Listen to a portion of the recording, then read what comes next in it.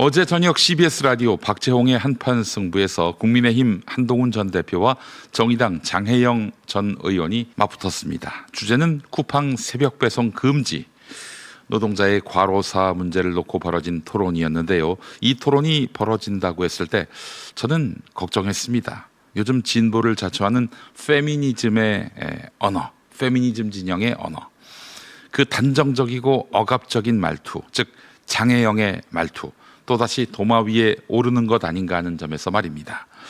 이번에도 예외는 아니었습니다. 한동훈 전 대표가 이렇게 말했습니다. 새벽 배송은 강요된 것이 아닙니다. 오히려 기사들이 더 많이 돈을 벌 수 있고 교통도 한산하니 스스로 선택하는 것입니다. 즉, 그 노동이 누군가의 생계 방식이자 생존의 전략이라는 점을 지적하고 있는 것입니다.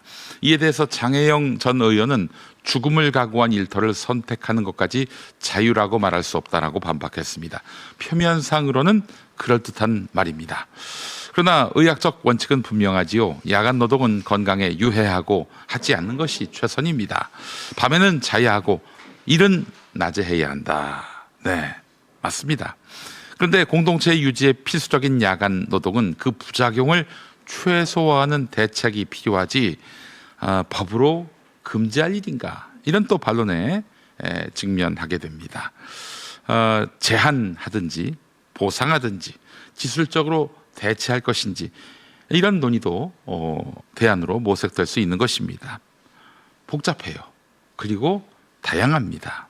그런데 장혜영 전 의원 토론 내용을 자세히 보면은 핵심은 이거예요. 당신의 선택은 틀렸다. 당신의 생각은 틀렸다. 스스로 판단하고 결정할 능력이 있는 성인을 죽음을 각오한 무지한 존재로 간주하는 태도까지 느껴졌습니다. 그건 배려가 아니지요. 오만입니다. 이런 식의 언어는 진보 진영, 특히 페미니즘 정치에서 자주 보입니다. 늘 단정적이고 늘 가르치려 든다는 인상을 줍니다. 상대방이 현실을 모르고 말한다, 현장을 모른다, 학습이 덜 됐다, 이런 식의 문장은 거의 습관처럼 등장하지요.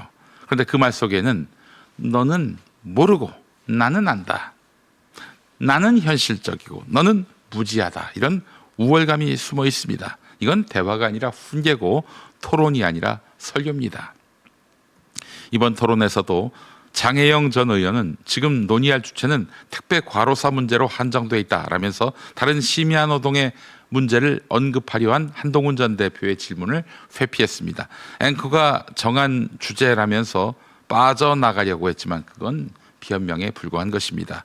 왜냐하면 한동훈 전 대표 질문은 상식에 기반한 것이었기 때문입니다. 심야 노동이 문제라면 병원, 편의점, 방송, 택배 말고 택시, 청소 노동 같은 다른 심야 노동은 왜 괜찮은가? 네, 이건 새벽 배송 논란의 본질적인 질문 아닙니까, 여러분? 하지만 장혜영 전 의원은 답하지 않았습니다. 그건 논리가 부족했기 때문이든 불리했기 때문이든 결국 회피로 보였습니다. 진보 페미니즘 정치의 한계는 바로 여기에 있습니다. 늘 없애자, 그만두자, 금지하자, 이렇게 귀결돼요. 심야 노동이 위험하니 없애자, 유해 산업은 폐지하자, 불편하면 중단하자. 그러나 그 과정에서 그 일을 통해서 생계를 꾸려가는 사람들의 목소리는 사라집니다. 문제는 그걸 고쳐서 함께 살자가 아니라 이건 잘못됐으니 없애자로 가는 태도. 그건 개혁이 아니라 통제지요. 억압입니다. 그리고 이런 태도는 대중 설득에 실패합니다. 진보 진영 내부에서조차 그들은 현실을 모른다라는 말이 나옵니다. 이념의 순수함은 남지만 현실의 설득력은 사라지는 것이죠. 특히 중도 실용주의자들은 이런 태도에 쉽게 등을 돌립니다. 자기 주장이 옳다면 그 옳음을 설명하고 설득해야 합니다. 그런데 진보 페미니스트들은 그러질 않아요. 우리처럼 박식한 사람들이 얘기했으면 그냥 새겨들어, 까라면 까, 이거예요. 어디서 배워먹은 태도지요? 당신은 현실을 몰라서 틀렸다, 이런 식으로 말해버리면 남는 것은 불쾌감과 단절뿐입니다. 이 장면을 보면서 저는 생각했습니다. 이재명 대통령이라면, 즉 중도 실용주의자 이재명이라면 오늘 토론에서 누구의 입장에 더 가까웠을까? 그는 스스로 가혹한 노동 현장을 지나온 사람입니다. 네, 막노동, 그리고 그 산재를 얹어준 공장, 그 속에서 노동이란 선택이 얼마나 냉정하고 절박한 것인지 잘 아는 사람입니다. 그렇게 그는 노동을 없애자가 아니라 노동을 개선하자, 위험을 줄이자, 이런 현실적 해법을 택해왔습니다. 이건 금지가 아니라 실용의 언어지요. 오늘 토론에서 한동훈 전 대표는 오히려 그 현실의 감각에 보다 가까웠다고 전 평가합니다. 직업 선택의 자유, 노동자의 생계, 현장의 선택권, 이 세 단어는 사실 진보가 먼저 품어야 할 가치들 아닙니까? 물론 기만적이지요. 한동훈이가 그런 얘기할 때에는. 한동훈이 언제부터 노동자의 권익과 현실에 관심을 가졌습니까? 그런데 진보 페미니즘은 그 가치를 오히려 밀어내고 있습니다. 진보의 이름으로 말하지만 그 말이 너무나 단정적이고 너무 교조적이며 너무 인간의 현실을 모를 때 그것은 진보의 언어가 아니라 억압의 언어가 되는 것입니다.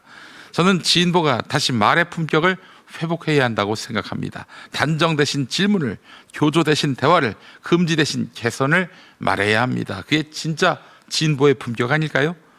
토론은 이겨야 하는 싸움이 아니라 함께 진리를 찾아가는 과정입니다. 서로 지혜를 공유하는 무대입니다. 서로 몰랐던 것을 배우고 서로의 현실을 듣는 자리여야 합니다. 그런데 이번 토론에서 확인한 것은 배움의 언어가 아니라 가르침의 언어였습니다. 그게 바로 지금 진보 페미니즘의 가장 큰 병입니다. 오늘 토론은 새벽 배송 이야기가 아니라 진보의 언어가 왜 설득력을 잃었는지를 보여주는 장면이었습니다. 새벽의 노동을 없애자는 대신 새벽의 삶을 지켜주는 일을 찾는 것, 그게 더 현실적이고 더 인간적인 진보의 모습 아닐까요? 장혜영 씨에게 마지막으로 하나 더 묻겠습니다. 혹시 당신의 진보 페미니즘의 언어가 이러하기에 혹시 정의당이 2020년 이후 모든 선거에서 다 지고 있는 것은 아닐까요? 바보야, 문제는 태도라고, 이 이야기를 경청하기 바랍니다.